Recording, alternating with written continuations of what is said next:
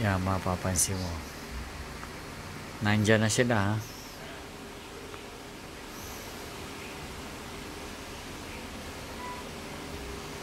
Oh, yan. Yan sila. Paluin mo yan. Lumabas kayo sa bahay ko. Paluin mo agad. Lumabas kayo sa Yan. bahay ko. Sige, mabibilis yan. Lumabas kayo sa bahay ko. Yan, kaliwat kanan yan. Matutulin yan. Paluin mo. Lumabas kayo sa bahay ko. Lumabas kayo sa Yan. bahay ko. Labas, labas. Yan. Sige, mabibilis yan. Sige. Punta Paluin mo. kayo dyan, ah. Ayan. Paluin mo. Dito, ah. Sige. Umalis Yan. kayo dyan. Umalis kayo dyan. Umalis kayo dyan. Lahat kayo nandyan. Umalis kayo. Ngayon, sis, buksan mo ang pintuan nyo. Buksan, pintuan. Palabas. Palabas, pintuan. Yung main door. Yan. Sumigaw ka. Lumabas na kayo lahat. Hindi ko na kayo papaluin. Wala na magpapaiwan. Labas lahat. Lumabas na kayo lahat. Hindi ko na kayo papaluin. Labas na. Wala magpapaiwan. Labas. Labas. Tamo, ang dami, oh. Labas kayo dyan. Kayo, ha. Magpapakalat-kalat kayo dyan. Tapos, ako pa ang inyong Bigay ng sakit, ha. bibigay sa akin ng aking kahinaan.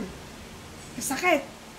Umalis kayo dyan. Umalis. Huwag mo na umalis. paluin. Huwag mo na paluin. Kawawa naman. Umalabas na. Sige, labas na lahat. Oh, nagkakaroon na ng liwanag. May liwanag na yan. Oh, may liwanag na, sis. Para nagliliwanag ang Panginoon mo. Okay. Oh.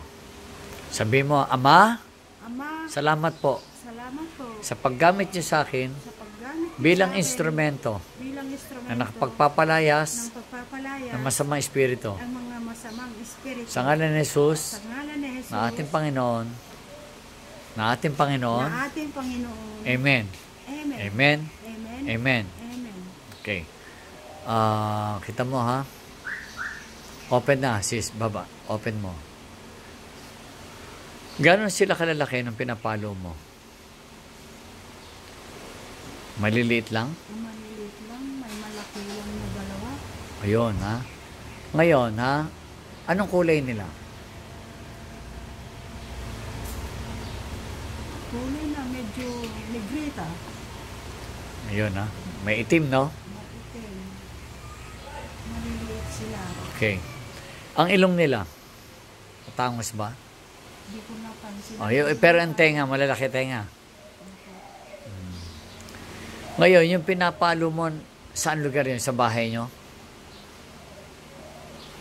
Palabas na po. Hindi, yung pinapalo yan, nandun ka sa loob ng bahay nyo.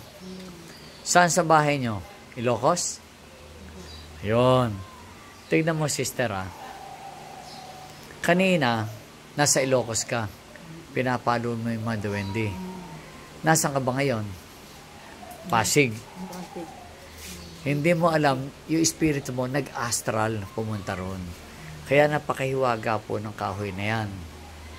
Pero pwede makapaglakbay, makapag-travel ang espiritu natin. Kaya po pwede rin po magamit yan sa paggagamot ng malayuan. Ha? Paalam mo na po tayo sa ngalan ng Ama, ng Anak, ng Espiritu Santo. Amen. Amen.